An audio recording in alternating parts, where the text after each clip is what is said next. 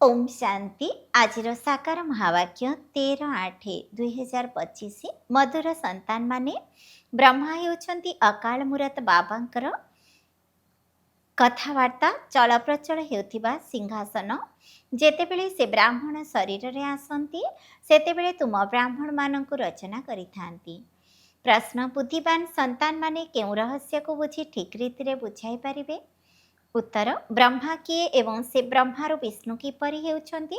प्रजापिता ब्रह्मा एठारे अछंती, से कौनसी देवता नुहंती।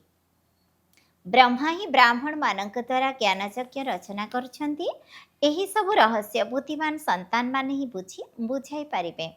अश्वरोही एवं पदातिक माने एथिरे तो द्वंद्वरे पड़िबे। गीत अछि ओम नमः शिवाय। ओम शांति भक्ति रे जनकर ही महिमा गान करिथांती। महिमा तो गान करिथांती ना, किंतु ना तांकु जानिछंती ना तांकर यथार्थ परिचय को जानिछंती। जदि यथार्थ महिमा को जानिथांते तेबे वर्णना निश्चय करिथांते। तुमे संतान माने जानिछ सर्वोच्च हेउछंती भगवान, मुख्य हेउछि तांकर चित्र। ब्रह्मांकर संतान मध्य थिबे ना? तुमे समस्ते हेउछ ब्राह्मण। ब्रह्मा को मध्य ब्राह्मण ही जानी पारिबे, आउ केही जानी पारिबे नाही। सेथिपई द्वंद्वरे पड़ुछंती। कहउछंती ए किपरि ब्रह्मा होई पारिबे? ब्रह्मा को सूक्ष्म बतनवासी रूपे देखाई थांती। वास्तव में प्रजापिता सूक्ष्म बतन रे रही पारिबे नाही। सेठारे तो प्रजा रचना हेउ नाही। एही संबंध रे तुम सहित बहुत वाद विवाद मध्य करुछंती। बुझाइबा दरकार ब्रह्मा एवं ब्राह्मण वास्तव रे अछंती ना? जेपरि ख्रीष्टंकर ख्रीष्टियान अक्षर बाहरिछि, बुद्धंक ठारू बौद्धि, इब्राहिमक ठारू इस्लामी, सेपरि प्रजापिता ब्रह्मांक ठारू ब्राह्मण प्रसिद्ध अटंती। आदिदेव हेउछंती ब्रह्मा। वास्तव रे ब्रह्मा को देवता बोली कहि परिबा नाही। एहा मध्य भूल। जे निजको ब्राह्मण बोलाउछंती तांको पचारिबा दरकार ब्रह्मा केउठारू आसिले, से कहार रचना, ब्रह्मा को किए सृष्टि करिछंती, एकथा केबे केही कहि परिबे नाही। जानी ही नाहांती। एकथा मध्य तुमे माने जानिछ शिव बाबांकर जे रथ होइछंती, जेउथिरे से प्रवेश करिछंती। ये हेउछंती सेही आत्मा जे राजकुमार कृष्ण होइथिले। 84 जन्म परे ये आसी ब्रह्मा होइछंती। एहांकर जन्मपत्रर नाम अलगा थिब, काहेकि ना से ते हेउछंती मनुष्य ना। पुणी एहांक शरीर रे प्रवेश करिबा द्वारा एहांक नाम ब्रह्मा रखिछंती। एकथा मध्य पिलामाने जानिछंती से ब्रह्मा हेउछंती विष्णुंक रूप। से नारायण हेउछंती ना। 84 जन्मर अंतिम रे मध्य साधारण रथर ना। एही सब आत्मा मानकर रथ, अकाल मूरतंकर चालिबा बुलिबार सिंहासन। सिख लोक माने पुणी अकाल तखत तैयारी करि देइछंती। तांको अकाल तखत कहउछंती। एठारु भ्रुकुटित हेउछि अकाल तखत। वास्तव रे अकाल तखत समस्तंकर रहिछि। आत्मा माने समस्ते हेउछंती अकाल मूरत। सर्वोच्च भगवान को ही रथ आवश्यक ना। रथरे प्रवेश करी बसी ज्ञान देउछंती। तांको ही ज्ञानर सागर कुहाଯାଏ। रचयिता एवं रचनार आदि मध्य अंतर ज्ञान देउछंती। नॉलेजफुल अर्थ कौनसी अंतर्यामी अथवा सर्वज्ञाता नुहे। सर्वव्यापीर अर्थ अलगा एवं सर्वज्ञातार अर्थ अलगा। मनुष्य तो सबुकिछि मिसाई जहा आसुछि ताहा कहि चालिछंती। एबे तुमे माने जानुछ आमे सबु हेउछु ब्राह्मण, ब्रह्मांकर संतान अटु। आमर कुल सबुठारु श्रेष्ठ। लोकमाने देवता मानकु सर्वोच्च स्थान देउछंती, काहेकि ना सतयुग आदि रे देवता होइथिले। प्रजापिता ब्रह्मांकर संतान ब्राह्मण होइथांती। तुमମାନଙ୍କ ବ୍ୟତୀତ एकथा केही हेले जानि नाहांती। सेमाने किपरि जानि पारिबे? जेहेतु ब्रह्मांको सूक्ष्म बतनरे अछंती बोली भाबुछंती, से जिस्मानी ब्राह्मण अलगा अछंती, जेउमाने कि पूजा करिथांती, ब्राह्मण भोजन खाइथांती। तुमे तो ब्राह्मण भोजन आदि खाउ ना। ब्रह्मांकर रहस्य एबे भल भाबरे बुझाइबाकु पडुछि। कुह अन्य सब कथा को छाड़ी जहांक द्वारा पतितरु पवित्र हेउछ, प्रथमे तांकु तो मने पकाओ, परे एही कथा मध्य बुझीजिबे। सामान्य कथारे संशय आसिले बाबांकु ही छाड़ी देइथांती। प्रथमे मुख्य कथा हेउछि बाबा ओ संपत्ति। बाबा कहउछंती मोते मने पकाओ, मु निश्चय काहा शरीर माध्यमरे तो आसीबि ना। तांकर नाम मध्य रहिबा दरकार। प्रथमे तांकु आसी रचना करुछि, ବ୍ରହ୍ମାଙ୍କ ସମ୍ବନ୍ଧରେ ବୁଝାଇବା ପାଇଁ ତୁମର ବହୁତ ବୁଦ୍ଧି ଥିବା ଦରକାର। ଏଭଳି ବୁଝାଇବାରେ ପଦାତିକ ଅଶ୍ୱାରୋହୀ ସମସ୍ତେ ଝାଉଁଳି ପଡ଼ୁଛନ୍ତି। ଅବସ୍ଥା ଅନୁସାରେ ବୁଝାଉଛନ୍ତି ନା? ପ୍ରଜାପିତା ବ୍ରହ୍ମା ତ ଏଠାରେ ଅଛନ୍ତି ନା? ବ୍ରାହ୍ମଣମାନଙ୍କ ଦ୍ୱାରା ଜ୍ଞାନଯଜ୍ଞ ରଚନା କରୁଥିବାରୁ ନିଶ୍ଚୟ ବ୍ରାହ୍ମଣ ହିଁ ଦରକାର ନା? ପ୍ରଜାପିତା ବ୍ରହ୍ମା ମଧ୍ୟ ଏହିଠାରେ ରହିବା ଦରକାର, ଯାହାଙ୍କ ଦ୍ୱାରା ବ୍ରାହ୍ମଣ ହେବେ। ବ୍ରାହ୍ମଣମାନେ କହୁଛନ୍ତି ଯେ ଆମେ ମଧ୍ୟ ହେଉଛୁ ବ୍ରହ୍ମାଙ୍କର ସନ୍ତାନ, ଭାବୁଛନ୍ତି ପରମ୍ପରାରୁ ଆମର କୁଳ ଚାଲି ଆସିଛି, କିନ୍ତୁ ବ୍ରହ୍ମା କେବେ ଥିଲେ ସେ କଥା ଜଣା ନାହିଁ। ଏବେ ତୁମେ ବ୍ରାହ୍ମଣ ହେଉଛ, ବ୍ରହ୍ମାଙ୍କ ସନ୍ତାନ ହିଁ ବ୍ରାହ୍ମଣ। ସେମାନେ ତ ବାବାଙ୍କର କର୍ତ୍ତବ୍ୟକୁ ଜାଣି ହିଁ ନାହାନ୍ତି। ଭାରତରେ ପ୍ରଥମେ ବ୍ରାହ୍ମଣ ହିଁ ଥିଲେ। ବ୍ରାହ୍ମଣମାନଙ୍କର ହେଉଛି ସବୁଠାରୁ ଉଚ୍ଚ କୁଳ। ଲୌକିକ ବ୍ରାହ୍ମଣମାନେ ମଧ୍ୟ ଭାବନ୍ତି ଯେ ଆମର କୁଳର ଉତ୍ପତ୍ତି ନିଶ୍ଚୟ ବ୍ରହ୍ମାଙ୍କ ଠାରୁ ହୋଇଥିବ, କିନ୍ତୁ କିପରି, କେବେ ଏହାକୁ ବର୍ଣ୍ଣନା କରିପାରିବେ ନାହିଁ। ତୁମେ ଜାଣୁଛ ପ୍ରଜାପିତା ବ୍ରହ୍ମା ହିଁ ବ୍ରାହ୍ମଣଙ୍କୁ ରଚନା କରୁଛନ୍ତି, ଯେଉଁ ବ୍ରାହ୍ମଣମାନଙ୍କୁ ହିଁ ପୁଣି ଦେବତା ହେବାକୁ ପଡ଼ିବ। ବ୍ରାହ୍ମଣମାନଙ୍କୁ ଆସି ବାବା ପଢ଼ାଉଛନ୍ତି। ବ୍ରାହ୍ମଣମାନଙ୍କର ରାଜତ୍ୱ ନାହିଁ। ବ୍ରାହ୍ମଣମାନଙ୍କର କୁଳ ଅଛି, ରାଜାରାଣୀ ହେଲେ ହିଁ ରାଜତ୍ୱ କୁହାଯିବ। ଯେପରି ସୂର୍ଯ୍ୟବଂଶୀ ଡିନାଷ୍ଟ୍ରି, ତୁମ ବ୍ରାହ୍ମଣମାନଙ୍କ ମଧ୍ୟରେ କେହି ରାଜା ତ ହେଉନାହାନ୍ତି। ସେମାନେ ଯେଉଁ କହୁଛନ୍ତି ଯେ କୌରବ ଏବଂ ପାଣ୍ଡବମାନଙ୍କର ରାଜ୍ୟ ଥିଲା, ଉଭୟ ଭୁଲ। ଉଭୟଙ୍କର ତ ରାଜତ୍ୱ ନାହିଁ। ପ୍ରଜାଙ୍କର ପ୍ରଜା ଉପରେ ରାଜତ୍ୱ ଚାଲିଛି, ତାକୁ ରାଜଧାନୀ କୁହାଯିବ ନାହିଁ। ମୁକୁଟ ହିଁ ନାହିଁ। ବାବା ବୁଝାଉଛନ୍ତି ପ୍ରଥମେ ଭାରତର ଡବଲ ମୁକୁଟଧାରୀ ଥିଲେ, ପରେ ଗୋଟିଏ ମୁକୁଟ ହୋଇଗଲା। ବର୍ତ୍ତମାନ ତ ମୁକୁଟ ବିହୀନ ହୋଇଯାଇଛନ୍ତି। ଏହାକୁ ମଧ୍ୟ ଭଲ ଭାବରେ ସିଦ୍ଧ କରି ବତାଇବାକୁ ହେବ। ଯିଏ ଭଲ ଧାରଣାଯୁକ୍ତ ହୋଇଥିବେ ସେ ଭଲ ଭାବରେ ବୁଝାଇ ପାରିବେ। ବ୍ରହ୍ମାଙ୍କ ସମ୍ବନ୍ଧରେ ହିଁ ଅଧିକ କଥା ବୁଝାଇବାକୁ ପଡ଼ିଥାଏ। ବିଷ୍ଣୁଙ୍କୁ ମଧ୍ୟ ଜାଣିନାହାନ୍ତି, ଏକଥା ମଧ୍ୟ ବୁଝାଇବାକୁ ହେବ। ବୈକୁଣ୍ଠକୁ ବିଷ୍ଣୁପୁରୀ କୁହାଯାଉଛି, ଅର୍ଥାତ୍ ଲକ୍ଷ୍ମୀ ନାରାୟଣଙ୍କର ରାଜ୍ୟ ଥିଲା। କୃଷ୍ଣ ରାଜକୁମାର ହେଲେ ତ କହିବେ ନା, ମୋ ବାବା ହେଉଛନ୍ତି ରାଜା। ଏପରି ନୁହେଁ ଯେ କୃଷ୍ଣଙ୍କ ବାପା ରାଜା ହୋଇପାରିବେ ନାହିଁ। ଶ୍ରୀକୃଷ୍ଣଙ୍କୁ ରାଜକୁମାର କୁହାଯାଉଥିବାରୁ ନିଶ୍ଚୟ ରାଜାଙ୍କ ପାଖରେ ଜନ୍ମ ହେବେ। ସାହୁକାରଙ୍କ ପାଖରେ ଜନ୍ମ ନେଇଥିଲେ ତାଙ୍କୁ କ'ଣ ରାଜକୁମାର କୁହାଯାଇଥାନ୍ତା କି? ରାଜପଦ ଏବଂ ସାହୁକାରଙ୍କର ପଦ ମଧ୍ୟରେ ରାତି ଦିନର ଫରକ ରହିଛି। ଶ୍ରୀକୃଷ୍ଣଙ୍କ ପିତା ରାଜାଙ୍କର ନାମ ହିଁ ନାହିଁ। ଶ୍ରୀକୃଷ୍ଣଙ୍କୁ ନାମ କେତେ ପ୍ରସିଦ୍ଧ ଅଛି, ପିତାଙ୍କର ପଦ ଶ୍ରେଷ୍ଠ ବୋଲି କୁହାଯାଇପାରିବ ନାହିଁ। ତାହା ଦ୍ୱିତୀୟ ଶ୍ରେଣୀର ପଦ, ଯିଏ କେବଳ ନିମିତ୍ତ ହେଉଛନ୍ତି କୃଷ୍ଣଙ୍କୁ ଜନ୍ମ ଦେବା ପାଇଁ। ଏପରି ନୁହେଁ ଯେ ସେ କୃଷ୍ଣଙ୍କ ଆତ୍ମାଠାରୁ ବେଶୀ ପଢ଼ିଛନ୍ତି। ନା, କୃଷ୍ଣ ହିଁ ପୁଣି ନାରାୟଣ ହୋଇଥାନ୍ତି, ବାକି ବାବାଙ୍କର ନାମ ହିଁ ଲୋପ ହୋଇଯାଇଥାଏ। ସେ ନିଶ୍ଚିତ ବ୍ରାହ୍ମଣ, କିନ୍ତୁ ପାଠପଢ଼ାରେ ଶ୍ରୀକୃଷ୍ଣଙ୍କ ଠାରୁ କମ୍ ଅଛନ୍ତି। ଶ୍ରୀକୃଷ୍ଣଙ୍କ ଆତ୍ମା ନିଜ ବାପଠାରୁ ମଧ୍ୟ ଅଧିକ ପାଠ ପଢ଼ିଛନ୍ତି। ସେଥିପାଇଁ ତ ତାଙ୍କର ଏତେ ନାମ ପ୍ରସିଦ୍ଧ ରହିଛି। କୃଷ୍ଣଙ୍କ ପିତା କିଏ ଥିଲେ ଏକଥା ଯେପରି କାହାକୁ ଜଣା ହିଁ ନାହିଁ। ଆଗକୁ ଗଲେ ଜଣାପଡ଼ିବ। ଏହିଠାରୁ ତ ଶିକ୍ଷା ନେଇଥିବେ ନା? ରାଧାଙ୍କର ମଧ୍ୟ ମା ବାପ ତ ଥିବେ ନା? କିନ୍ତୁ ତାଙ୍କଠାରୁ ରାଧାଙ୍କ ନାମ ଅଧିକ ପ୍ରସିଦ୍ଧ, କାହିଁକି ନା ମା ବାପା କମ୍ ପାଠ ପଢ଼ିଛନ୍ତି। ରାଧାଙ୍କ ନାମ ତାଙ୍କଠାରୁ ଉଚ୍ଚ ହୋଇଯାଇଥାଏ।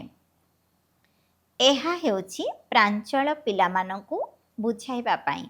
ସମସ୍ତ ଆଧାର ପାଠପଢ଼ା ଉପରେ ରହିଛି। ବ୍ରହ୍ମାଙ୍କ ସମ୍ବନ୍ଧରେ ବୁଝାଇବା ନିମନ୍ତେ ମଧ୍ୟ ବୁଦ୍ଧି ଦରକାର। ସେହି ଶ୍ରୀକୃଷ୍ଣଙ୍କର ଆତ୍ମା ହିଁ 84 ଜନ୍ମ ନେଉଛନ୍ତି। ତୁମେ ମଧ୍ୟ 84 ଜନ୍ମ ନେଉଛ। ସମସ୍ତେ ତ ଏକାଠି ଆସିପାରିବେ ନାହିଁ। ଯିଏ ପାଠପଢ଼ାରେ ପ୍ରଥମ ହେଉଛନ୍ତି, ସତ୍ୟଯୁଗରେ ମଧ୍ୟ ସେ ପ୍ରଥମେ ଆସିବେ। କ୍ରମାନ୍ୱୟରେ ତ ଆସୁଛନ୍ତି ନା? ଏହା ବହୁତ ସୂକ୍ଷ୍ମ କଥା। ଯାହାଙ୍କର ସ୍ୱଳ୍ପ ବୁଦ୍ଧି ହୋଇଥିବ ସେମାନେ ତ ଧାରଣ କରିପାରିବେ ନାହିଁ।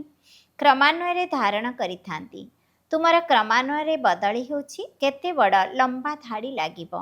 ଯେଉଁମାନେ ପଛ ଆଡ଼କୁ ଯିବେ କ୍ରମାନ୍ୱୟରେ ନିଜ ନିଜର ସ୍ଥାନରେ ଯାଇ ନିବାସ କରିବେ। ସମସ୍ତଙ୍କ ପାଇଁ ସ୍ଥାନ ନିର୍ଦ୍ଦିଷ୍ଟ ରହିଛି। ଏହା ବହୁତ ଆଶ୍ଚର୍ଯ୍ୟଜନକ ଖେଳ, କିନ୍ତୁ କେହି ହେଲେ ବୁଝୁନାହାନ୍ତି। ଏହାକୁ କଣ୍ଟାର ଜଙ୍ଗଲ କୁହାଯାଉଛି। ଏଠାରେ ସମସ୍ତେ ପରସ୍ପରକୁ ଦୁଃଖ ଦେଉଛନ୍ତି। ସେଠାରେ ତ ସ୍ୱାଭାବିକ ଭାବେ ସୁଖ ରହିବ। ଏଠାରେ ହେଉଛି କୃତ୍ରିମ ସୁଖ। ବାସ୍ତବ ସୁଖ ଏକମାତ୍ର ବାବା ହିଁ ଦେଇପାରିବେ। ଏଠାରେ କାକବିଷ୍ଠ ସମାନ ସୁଖ ରହିଛି। ଦିନକୁ ଦିନ ସଂସାର ତମ ପ୍ରଧାନ ହୋଇ ଚାଲିଛି। ଏଠାରେ କେତେ ଦୁଃଖ ରହିଛି। କହୁଛନ୍ତି ବାବା ମାୟାର ତୁଫାନ ବହୁତ ଆସୁଛି, ମାୟା ଭ୍ରମରେ ପକାଇ ଦେଉଛି, ବହୁତ ଦୁଃଖର ଅନୁଭବ ହେଉଛି। ସୁଖଦାତା ବାବାଙ୍କର ସନ୍ତାନ ହୋଇ ମଧ୍ୟ ଯଦି ଦୁଃଖର ଅନୁଭବ ହେଉଛି, ତେବେ ବାବା କହୁଛନ୍ତି ପିଲାମାନେ ଏହା ତୁମର ବହୁତ ବଡ଼ କର୍ମଭୋଗ। ବାବା ମିଳିଥିବାରୁ ଦୁଃଖର ଅନୁଭବ ହେବା ଅନୁଚିତ।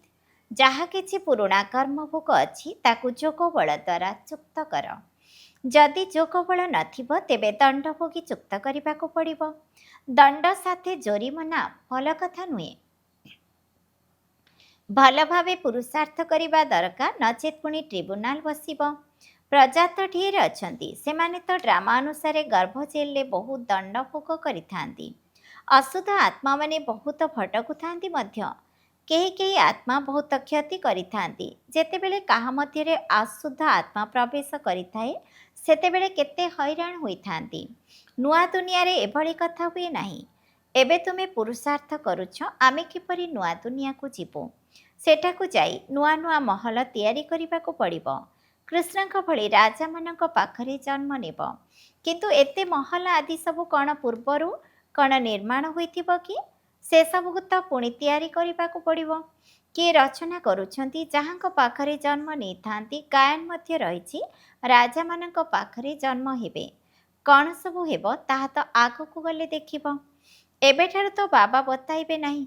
କହିଦେଲେ ନକଲି ନାଟକ ହୋଇଯିବ, ସେଥିପାଇଁ କିଛି ବତାଉ ନାହାନ୍ତି। ଡ୍ରାମାରେ ବତାଇବାର ନିୟମ ନାହିଁ। ବାବା କହୁଛନ୍ତି ମୁଁ ମଧ୍ୟ ଅଭିନେତା ଅଟେ। ଆଗର କଥା ପୂର୍ବରୁ ଯଦି ଜାଣିଥାନ୍ତି ତେବେ ବହୁତ କିଛି ବତାଇଥାନ୍ତି। ବାବା ଅନ୍ତର୍ଯ୍ୟାମୀ ହୋଇଥିଲେ ପୂର୍ବରୁ ବତାଇ ଦେଇଥାନ୍ତେ। ବାବା କହୁଛନ୍ତି ନା, ଡ୍ରାମାରେ ଯାହା ହେଉଛି ତାକୁ ସାକ୍ଷୀ ହୋଇ ଦେଖିଚାଲ ଏବଂ ତା ସହିତ ଯୋଗର ଯାତ୍ରାରେ ମଗ୍ନ ହୋଇ ରୁହ। ଏଇଥିରେ ଫେଲ୍ ହୋଇଥାନ୍ତି। ଜ୍ଞାନ କେବେ କମ୍ ବେଶୀ ହୁଏ ନାହିଁ। ଯୋଗର ଯାତ୍ରା ହିଁ କେବେ କମ୍ କେବେ ଅଧିକ ହୋଇଥାଏ। ଜ୍ଞାନ ତ ଯାହା ମିଳିଲା ତାହା ହିଁ ତ ରହୁଛି। ଯୋଗର ଯାତ୍ରାରେ କେବେ ଉତ୍ସାହ ରହୁଛି, କେବେ ଢିଲା ହୋଇଯାଉଛି। ତଳ ଉପର ଯାତ୍ରା ହେଉଛି। ଜ୍ଞାନରେ ତୁମେ ସିଡ଼ି ଚଢ଼ୁନାହଁ, ଜ୍ଞାନକୁ ଯାତ୍ରା ବୋଲି କୁହାଯାଉ ନାହିଁ। ଯାତ୍ରା ହେଉଛି ଯୋଗର। ବାବା କହୁଛନ୍ତି ୟାଦରେ ରହିବା ଦ୍ୱାରା ତୁମେ ନିରାପଦରେ ରହିବ। ଦେହ ଅଭିମାନରେ ଆସିବା ଦ୍ୱାରା ତୁମେ ବହୁତ ଧୋକା ଖାଉଛ, ବିକର୍ମ କରିଦେଉଛ। କାମ ବିକାର ହେଉଛି ମହାଶତ୍ରୁ, ସେଥିରେ ଫେଲ୍ ହୋଇଯାଉଛନ୍ତି। ବାବା କ୍ରୋଧ ଆଦିର କଥା ଏତେ କହୁନାହାନ୍ତି। ଜ୍ଞାନ ଦ୍ୱାରା ହେଉଛି ସେକେଣ୍ଡରେ ଜୀବନ ମୁକ୍ତି। ନଚେତ୍ ଏପରି ବି କୁହାଯାଏ ସାଗରକୁ କାଳି ବନାଅ ତଥାପି ଭଗବାନଙ୍କ ମହିମା ସମ୍ପୂର୍ଣ୍ଣ ହେବ ନାହିଁ। ନଚେତ୍ କେବଳ କୁହାଯାଉଛି ଅଲଭକୁ ମନେ ପକାଅ। ୟାଦ କରିବା କାହାକୁ କୁହାଯାଏ ଏକଥା କ'ଣ ଜାଣିଛନ୍ତି କି? କହୁଛନ୍ତି କଳିଯୁଗରୁ ଆମକୁ ସତ୍ୟଯୁଗକୁ ନେଇ ଚାଲ। ପୁରୁଣା ଦୁନିଆରେ କେତେ ଦୁଃଖ ରହିଛି ଦେଖୁଛ। ବର୍ଷାରେ କେତେ ଘର ଭାଙ୍ଗି ପଡ଼ୁଛି, କେତେ ପୋଡ଼ି ଯାଉଛନ୍ତି। ବର୍ଷା ଆଦି ଏସବୁ ପ୍ରାକୃତିକ ବିପର୍ଯ୍ୟୟ ମଧ୍ୟ ହେବ। ଏସବୁ ଅଚାନକ ହୋଇଯିବ। କୁମ୍ଭକର୍ଣ୍ଣ ନିଦ୍ରାରେ ଶୋଇ ରହିଛନ୍ତି। ବିନା ସମୟରେ ଜାଗ୍ରତ ହେଲେ କ'ଣ କରିପାରିବେ? ମରିଯିବେ। ଧରିତ୍ରୀ ମଧ୍ୟ ଜୋରରେ ହଲିବ, ତୁଫାନ ବର୍ଷା ଆଦି ସବୁ ହେବ। ବମ୍ ମଧ୍ୟ ପକାଇବେ।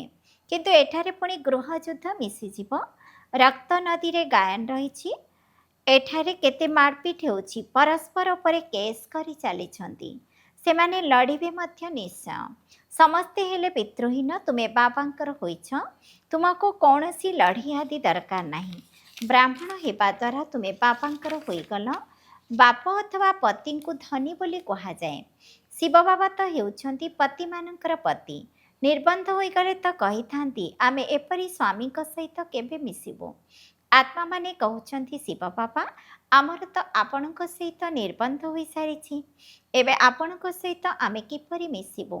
କେହି ତ ସତ୍ୟ ଲେଖୁଛନ୍ତି, କେହି ତ ବହୁତ ଲୁଚାଉଛନ୍ତି। ସତ୍ୟତାର ସହିତ ଲେଖୁନାହାନ୍ତି ଯେ ବାବା ଆମ ଦ୍ୱାରା ଏହି ଭୁଲ ହୋଇଗଲା, କ୍ଷମା କର। ଯଦି କେହି ବିକାରଗ୍ରସ୍ତ ହେଲେ ତେବେ ବୁଦ୍ଧିରେ ଧାରଣା କରିପାରିବେ ନାହିଁ। ବାବା କହୁଛନ୍ତି ତୁମେ ଏପରି କଠୋର ଭୁଲ କଲେ ଚୁରମାର ହୋଇଯିବ। ତୁମକୁ ମୁଁ ଗୋରା କରିବାକୁ ଆସିଛି, ପୁଣି ତୁମେ କଳା ମୁହଁ କିପରି କରୁଛ? ଭଲେ ସ୍ୱର୍ଗକୁ ଯିବ କିନ୍ତୁ ମୂଲ୍ୟହୀନ ପଦ ପାଇବ। ରାଜଧାନୀ ସ୍ଥାପନ ହେଉଛି ନା? କେହି ତ ହାରିଯାଇ ଜନ୍ମ ଜନ୍ମାନ୍ତର ପଦଭ୍ରଷ୍ଟ କରିଦେଉଛନ୍ତି। କହୁଛନ୍ତି ବାବାଙ୍କ ଠାରୁ ତୁମେ ଏହି ପଦ ପାଇବାକୁ ଆସିଛ। ବାବା ଏତେ ଉଚ୍ଚ ପଦାଧିକାରୀ ହେବେ, ଆମେ ସନ୍ତାନମାନେ କ'ଣ ପ୍ରଜା ହେବୁ କି? ବାବା ଗଦି ଉପରେ ବସିଥିବେ ଏବଂ ପିଲାମାନେ ଦାସଦାସୀ ହେବେ। କେତେ ଲଜ୍ଜାର କଥା! ଅନ୍ତିମ ସମୟରେ ତୁମକୁ ସବୁର ସାକ୍ଷାତକାର ହେବ, ପୁଣି ବହୁତ ପଶ୍ଚାତାପ କରିବ। ଅଯଥା ଏପରି କଲି। ସନ୍ନ୍ୟାସୀ ମଧ୍ୟ ବ୍ରହ୍ମଚର୍ଯ୍ୟରେ ରହୁଥିବାରୁ ଭିକାରୀମାନେ ତାଙ୍କ ପାଖରେ ମୁଣ୍ଡ ନୁଆଉଛନ୍ତି। ପବିତ୍ରତାର ମାନ ରହିଛି। କାହାର ଭାଗ୍ୟରେ ନଥିଲେ ବାବା ଆସି ପଢ଼ାଇଲେ ମଧ୍ୟ ତଥାପି ଭୁଲ କରୁଛନ୍ତି। ବାବାଙ୍କୁ ମନେ ହିଁ ପକାଉ ନାହାନ୍ତି। ବହୁତ ବିକର୍ମ ହୋଇଯାଇଥାଏ। ତୁମ ପିଲାମାନଙ୍କ ଉପରେ ଏବେ ବୃହସ୍ପତି ଦଶା ରହିଛି। ଏହାଠାରୁ ଉଚ୍ଚ ଦଶା ଆଉ କିଛି ନାହିଁ। ତୁମେ ପିଲାମାନଙ୍କ ଉପରେ ଚକ୍ର ଲଗାଇଥାଅ। ଆଚ୍ଛା, ମିଠା ମିଠା ଶିକିଲଧେ ସନ୍ତାନମାନଙ୍କ ପ୍ରତି ମାତା ପିତା ବାପଦାଦାଙ୍କର ମଧୁର ସ୍ନେହ ସମ୍ପନ୍ନ ଶୁଭେଚ୍ଛା ଏବଂ ସୁପ୍ରଭାତ। ଆତ୍ମିକ ପିତାଙ୍କର ଆତ୍ମିକ ସନ୍ତାନମାନଙ୍କୁ ନମସ୍ତେ। ଆମ ଆତ୍ମିକ ସନ୍ତାନମାନଙ୍କର ମଧ୍ୟ ଆତ୍ମିକ ପିତାଙ୍କୁ ନମସ୍ତେ ନମସ୍ତେ ନମସ୍ତେ।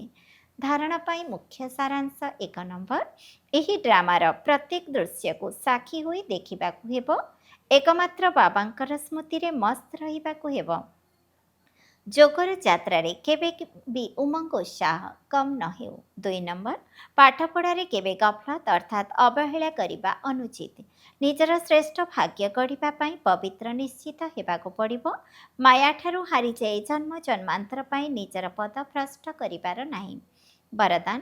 ସଚ୍ଚା ସେବା ଦ୍ୱାରା ଅବିନାଶୀ ଅଲୌକିକ ଖୁସିର ସାଗର ଲହଡ଼ିରେ ଖେଳୁଥିବା ସୌଭାଗ୍ୟଶାଳୀ ଆତ୍ମା ହୁଅ। ଯେଉଁ ପିଲାମାନେ ସେବା କରିବାରେ ବାପଦାଦାଙ୍କର ତଥା ନିମିତ୍ତ ହୋଇଥିବା ବଡ଼ମାନଙ୍କର ସ୍ନେହପୂର୍ଣ୍ଣ ଆଶୀର୍ବାଦ ପ୍ରାପ୍ତ କରିଥାନ୍ତି, ସେମାନଙ୍କୁ ନିଜ ଭିତରେ ଅଲୌକିକ ଆତ୍ମିକ ଖୁସିର ଅନୁଭବ ହୋଇଥାଏ। ସେମାନେ ସେବା ଦ୍ୱାରା ଆନ୍ତରିକ ଖୁସି, ଆତ୍ମିକ ମୌଜ ଏବଂ ବେହଦର ପ୍ରାପ୍ତିର ଅନୁଭବ କରିବା ସହିତ ସର୍ବଦା ଖୁସିର ସାଗରର ଲହଡ଼ିରେ ଖେଳୁଥାନ୍ତି। ତେଣୁ ସଚ୍ଚା ସେବା ସମସ୍ତଙ୍କର ସ୍ନେହ, ସମସ୍ତଙ୍କ ଦ୍ୱାରା ଅବିନାଶୀ ସମ୍ମାନ ଏବଂ ଖୁସି ରୂପକ ଆଶୀର୍ବାଦ ତଥା ସୌଭାଗ୍ୟ ପ୍ରାପ୍ତ କରିବାର ଶ୍ରେଷ୍ଠ ଭାଗ୍ୟର ଅନୁଭବ କରାଇଥାଏ। ଯେ ସର୍ବଦା ଖୁସିରେ ରହିଥାଏ ସେ ହିଁ ସୌଭାଗ୍ୟଶାଳୀ। ସ୍ଲୋଗାନ। ସର୍ବଦା ହର୍ଷିତ ଏବଂ ଆକର୍ଷଣ ମୂରତ ହେବା ପାଇଁ ସନ୍ତୁଷ୍ଟ ମଣି ହୁଅ। ଅବ୍ୟକ୍ତ ଇଶାରା। ଯଦି ସହଯୋଗୀ ହେବାକୁ ଚାହୁଁଛ ତେବେ ପରମାତ୍ମା ସ୍ନେହର ଅନୁଭବୀ ହୁଅ। କର୍ମରେ, ବାଣୀରେ, ସମ୍ବନ୍ଧ ସମ୍ପର୍କରେ ଲଭ୍ ଅର୍ଥାତ୍ ସ୍ନେହୀ ଦେବା ସହିତ ସ୍ମୃତି ଏବଂ ସ୍ଥିତିରେ ଲଭ୍ଲିନ୍ ହୋଇ ରହିବାକୁ ହେବ। ଯେ ଯେତିକି ଲଭ୍ଲି ଅର୍ଥାତ୍ ପ୍ରିୟ ହୋଇଥିବ ସେ ସେତିକି ଲଭ୍ଲିନ୍ ସ୍ଥିତିରେ ରହିପାରିବ। ଏହି ଲଭ୍ଲିନ୍ ସ୍ଥିତିକୁ ଲୋକମାନେ ଲୀନ ହେବାର ଅବସ୍ଥା କହିଦେଉଛନ୍ତି। ବାବାଙ୍କ ସହିତ ଲଭ୍ ଅର୍ଥାତ୍ ସ୍ନେହକୁ ସମାପ୍ତ କରି କେବଳ ଲୀନ ହେବା ଶବ୍ଦକୁ ଧରି ନେଉଛନ୍ତି। ଯଦି ତୁମେମାନେ ସର୍ବଦା ବାବାଙ୍କର ସ୍ନେହରେ ଲଭ୍ଲିନ୍ ହୋଇ ରହିବ ତେବେ ଅନ୍ୟମାନଙ୍କୁ ମଧ୍ୟ ସହଜରେ ନିଜ ସମାନ ବା ବାବାଙ୍କ ସମାନ କରିପାରିବ। ଓମ୍ ଶାନ୍ତି।